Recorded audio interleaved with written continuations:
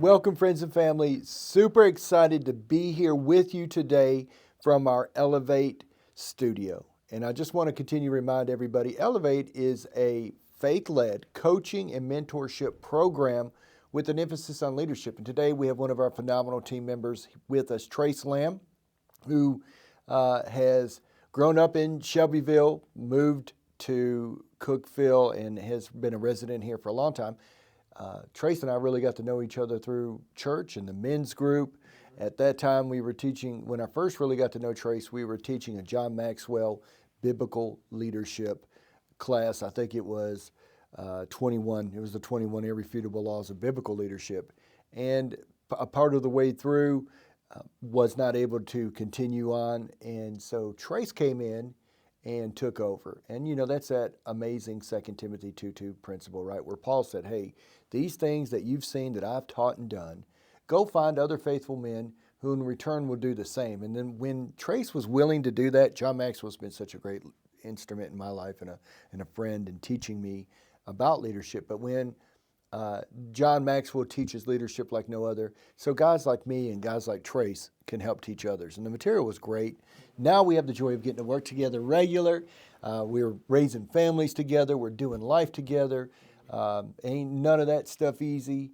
Every day is a climb, but the way we climb is together and through learning, and one of the best ways we do that is through our book. So Mr. Trace volunteered today to come in here and share a little bit about us through the book he's reading. So Trace, tell us a little bit, what was your thoughts so far about Grace and Grind in the book we're going on? The book we're going through, you know, it's phenomenal of the impact it has on just not my life, but others around me, of just going through life, going through your business, but not losing the important things and not, I guess, overstimulating yourself. I mean, I've got the privilege of presenting the chapter 4 rhythms.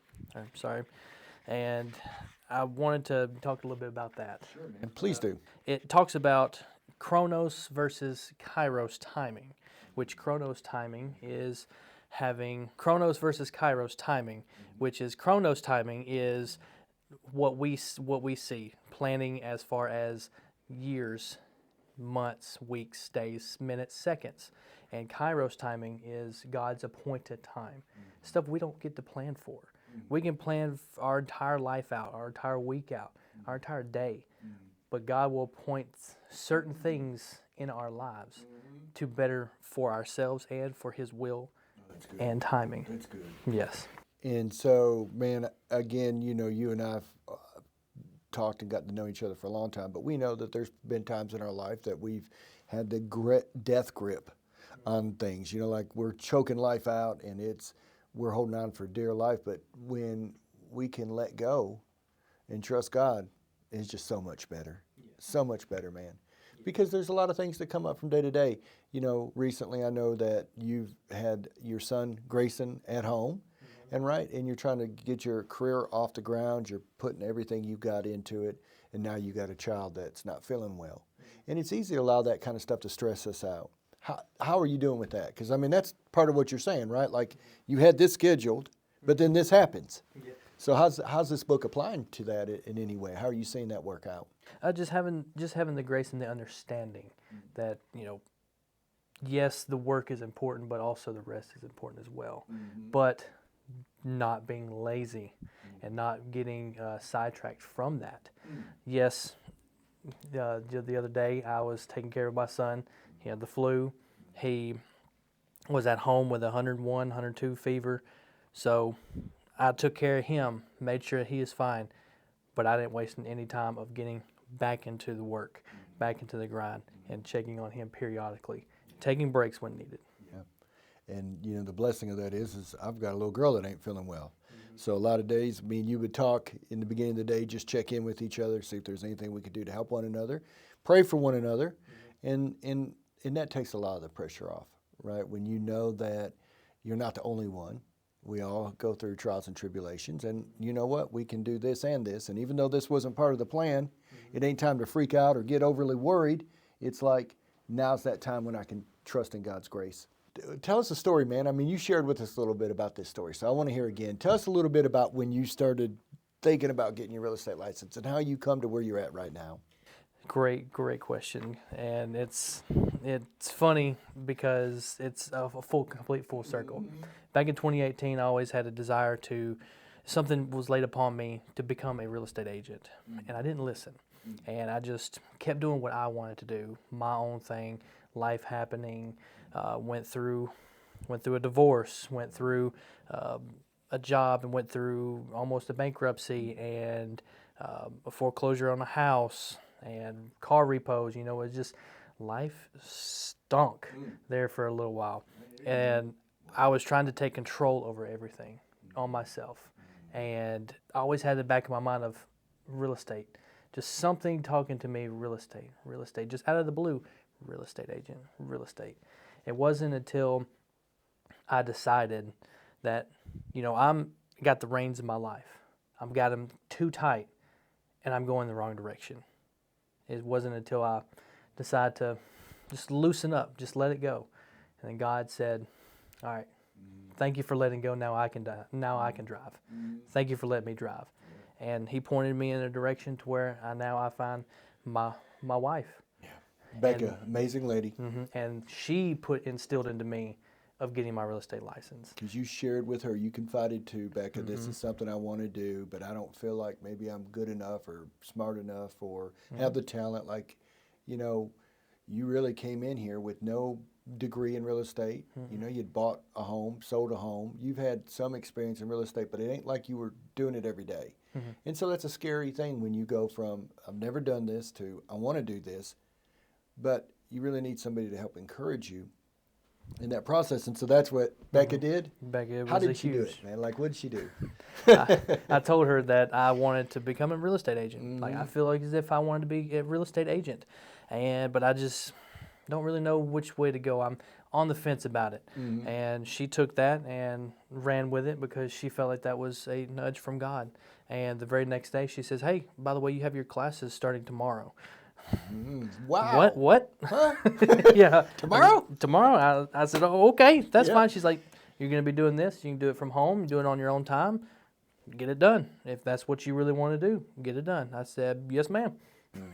Wow. Wow. Well, man, that makes two of us sitting here today because neither one of us would be here if we didn't have great support at the home, right? Absolutely. I mean, Lindsay and Becca are two amazing women, and behind every good man is a great woman, right? A great Yes. woman. Yeah. And so she gave you that initial nudge, but yet you still had to walk through the door. But once you had that encouragement, you went through the license. Tell us a little bit about that, man. Was it easy to get your license? Was that something you had to fight for? What would that feel like for you? For me, it was, at first it was overwhelming because I didn't know the language, didn't know what I was doing really. But I didn't give up. The main thing is not giving up, and I just kept going. And after I passed the course and I went to go take my tests, I failed the state test twice, passed it on the third, I believe, but I failed the national test 5 times, and I passed it on the 6th. That's great. But not giving up. Amen. You know, one thing, Trace and I, again, we're friends. We get to work together. We do life together. And I was listening to a video. I was a part of the Mike Ferry coaching for over a decade, nearly 13 years. And he does podcast. And he had one of his great people that were in his coaching, a gentleman moved over here from Britain. He now sells a ton of properties in Vegas, makes over $1 million a year. But when asked that same question, he felt his license, it took him 6 times before he finally passed. But he said the joke is that if you're going to be great in real estate, you got to at least fail your test a time or two to be successful. Why is that? Because 74% of all real estate agents will fall out in the first year. And there's a lot of reasons why that is.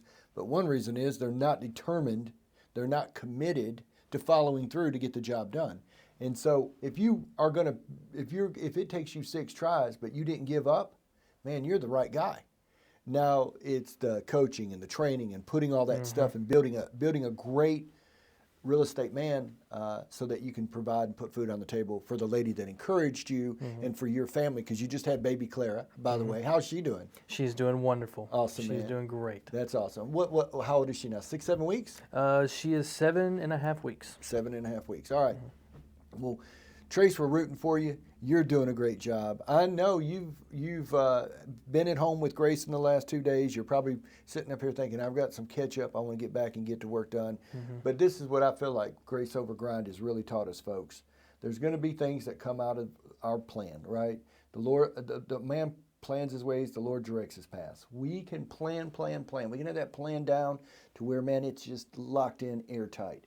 At the end of the day, something may show up that's going to derail us. And how are we going to react to that? Are we going to throw out our passy? Are we going to fuss and complain? Are we just going to quit and not keep pressing through? Or are we going to trust God and just say, okay, maybe there's a reason for this. I think of that Bible verse, Trace, where all the children were coming to Jesus. And his disciples, good dudes, loved Jesus. They're like, man, get these kids away from here. They're going to be bothering Jesus. He's like, no. Hey, I've got a full day. I got a lot of things going on. But these children, they're very important. Bring them to me. And so, guys, the things that matter most should never be at the mercy of the things that matter least.